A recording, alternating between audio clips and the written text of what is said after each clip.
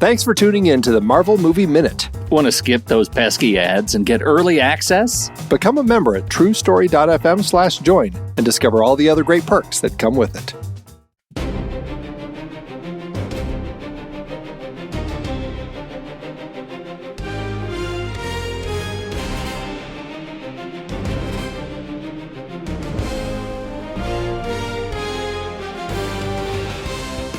Welcome back to the Marvel Movie Minute, a weekly podcast in which we assemble to explore the films of the Marvel Cinematic Universe 5 minutes at a time. In this, our 9th season, we're looking at Captain America, the Winter Soldier. I'm Pete Wright. I'm Matthew Fox, coming to you from Minnesota. We are fighting winter. It has not been above 0 degrees in a long time. I'm Kyle Olson. I'm in Arizona, and it is beautiful out here. And I'm Rob Kubasko, and I'm just glad to be here. Beautiful. We are kicking off this fair 9th season. All 4 of us are going to be in the rotation this season talking about this movie because we love it. Before we start talking about the minutes proper, that's coming next week. We wanted to talk a little bit about I'll just say our position on this movie and what was going on in the world at the time this movie was being created, and by gum, what was going on in the MCU. That's right.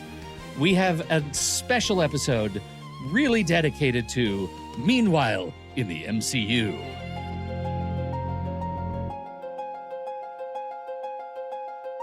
Let us begin with our opening thoughts. Rob, what's your position on this movie? So I think I have talked in previous shows about my life being busy in 2013, early 2014, which I stopped going to movies. And what happened with this movie was I love the MCU, was a huge fan, saw Iron Man 3 in the theater, was disappointed. Though go ahead and watch Marvel Movie Minute and you'll find out that I turned. And then I didn't see The Dark World in the theaters, and I did not see this in the theaters. So I wasn't that interested, and I didn't know anything about the backstory of the character, the Winter Soldier. So I passed. And then, of course, everyone's like, no, you got to see this. And then I saw it and I went, oh, I missed out. This was wild and a wild ride for the maturity of the whole cinematic universe. Yeah, I did see it in theaters. I was full on into Marvel Mania at this point, where it was like everything that they were doing, I was there right from opening night. I'll have an opening night story when we get to a specific thing, because there's a specific moment that I remember in the theater that happens. But yeah, I mean, Captain America, the First Avenger was a big swing. I honestly did not know if it would work. I mean, Cap can be a really hard character to write. If you've seen over 75, 80 years at this point of writing, there's a lot of great stuff and a lot of really bad stuff.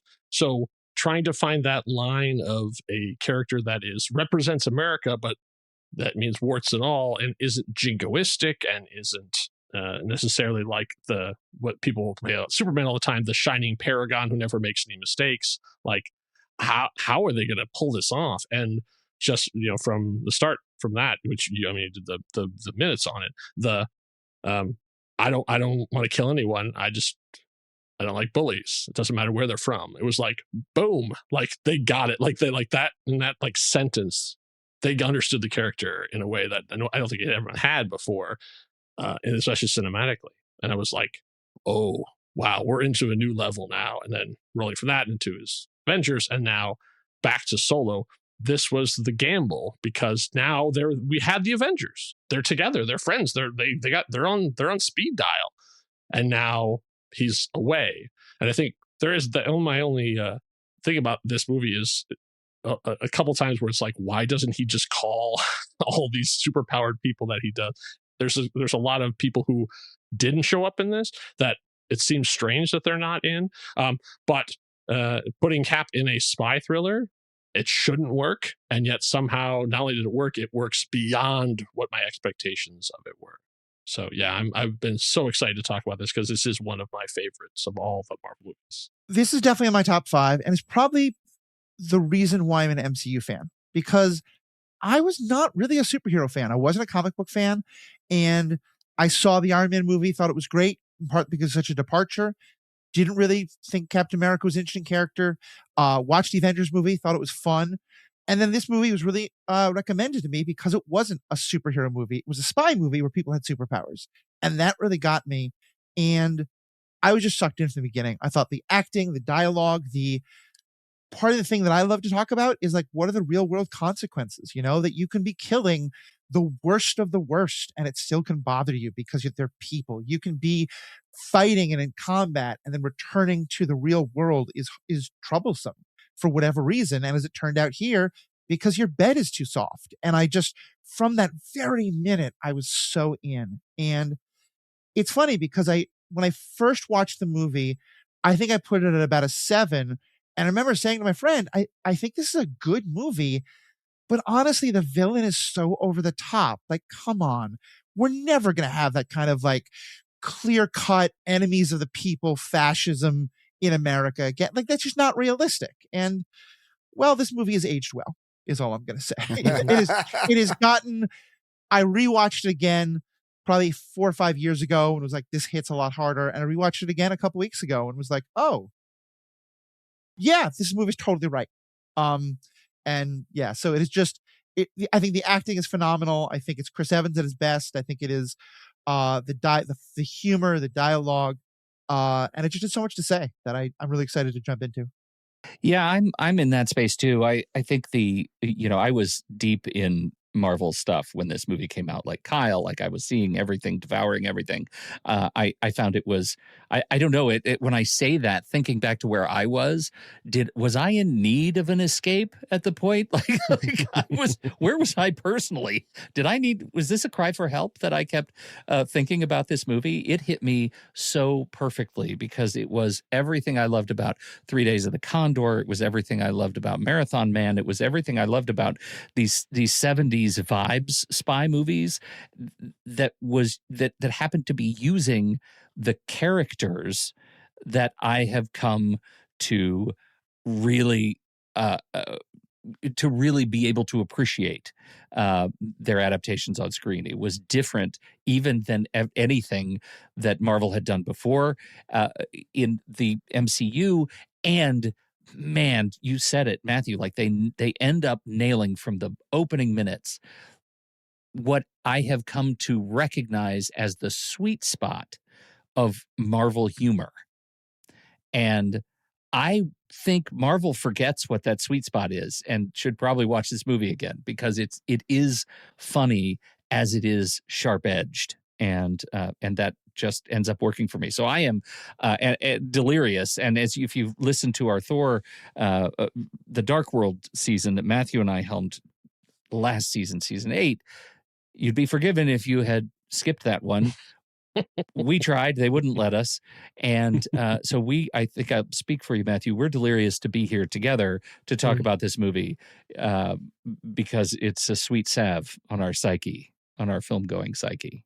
Opening the 5 minutes that I have to watch for the week without the feeling of I'm back in 10th grade French and it's awful and painful and I just have to grit my teeth and get through it. Like, yeah, I like watching movies that are better than Root Canal. So here we are.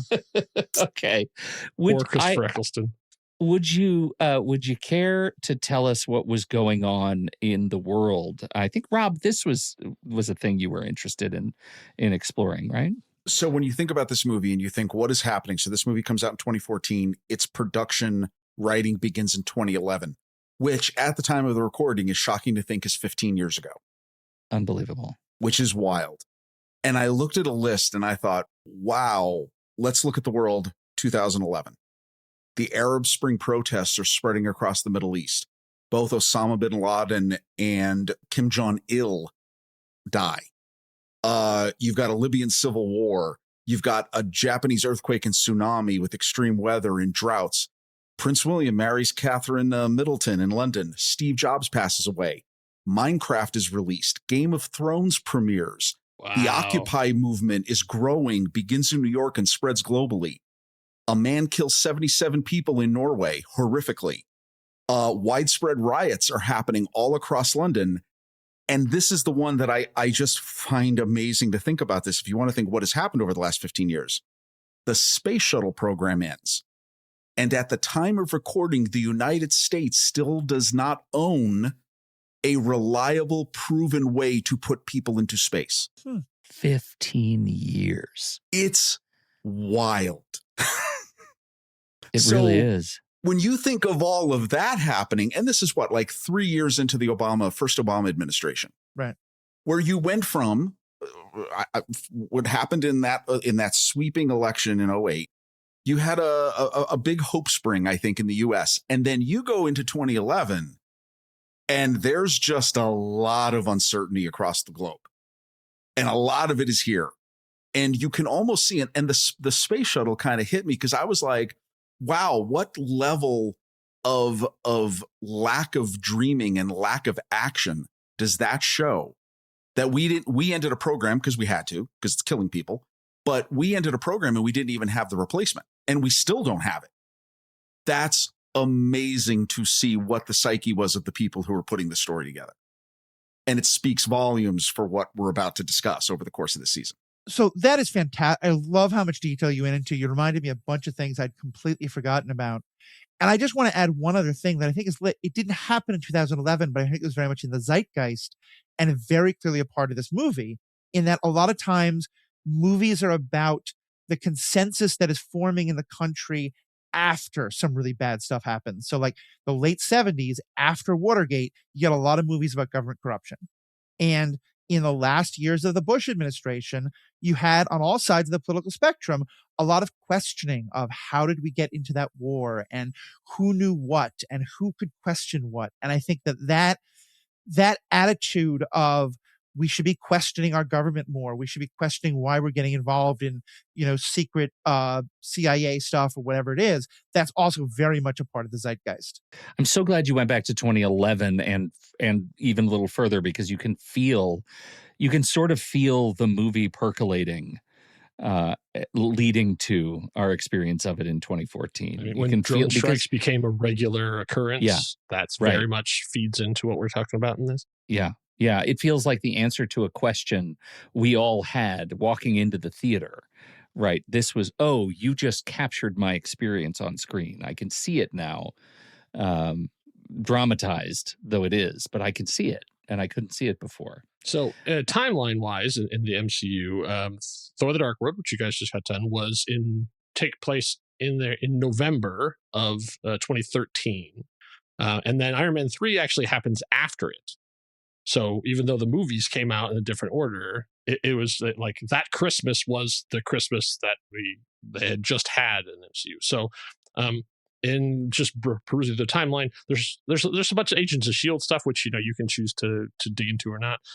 Carl Lucas escaping from prison is happening right about this time. Right before the movie starts, Trevor Slattery is broken out of prison and taken by the Mandarin. That is something I don't think did you guys do a mini episode about? We didn't do a mini episode on that one. So that has already happened. That has just happened like about a month before the events of this. And so this is when the timeline is approximately synced up, because like when this movie came out is when it was supposed to be happening. Right. And I think there's really two important things about that timeline that really affect this movie. One is, and you can be forgiven for not remembering this or not ever having known it because it involves watching The Dark World. But at the end of The Dark World, there is another alien invasion of Earth. And it happens in England, but still it's something that I think ratchets up S.H.I.E.L.D.'s feelings of we need to be careful, we need to be more aware of all these things. The second thing, and I'd totally forgotten this, but I just did some research, and it speaks to the question that you always start having post First Avengers of why aren't all the superheroes working with each other, is that Iron Man 3 ends with Tony hanging up the suit. And so at least he's off the board in terms of why he's not getting more involved. You can ask, wouldn't he be like, helicarriers are going to take over the world? Maybe Cap would have called him. That's another story. But at least it feels like that's not coincidental at all, that they gave an official reason why Tony Stark is not being Iron Man, to then have a movie where Cap can't just call Iron Man. Yeah. And I think we talked about that at the end of Iron Man 3, where it seems like that was the end. Like it really at that time felt like, well, I've done my time. I've done my 3 movies and my Avengers appearance. That's it.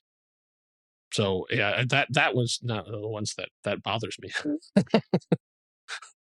Because also, I don't think in the top 10 people that Cap would call, I don't think Tony is in that top 10. Tony's probably not it. Yeah. Yeah.